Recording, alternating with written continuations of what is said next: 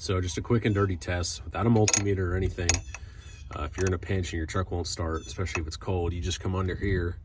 You can see I've already replaced this glow plug relay because I knew that it was bad, but this is the old one.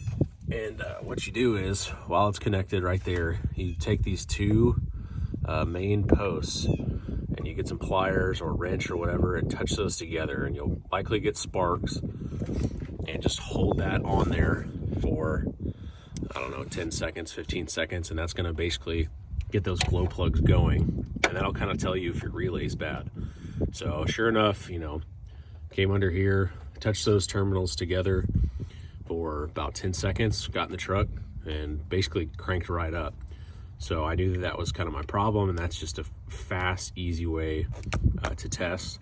So slap this one on there, and haven't had any trouble starting, and it's about 25 degrees out here right now. So look to be my issue.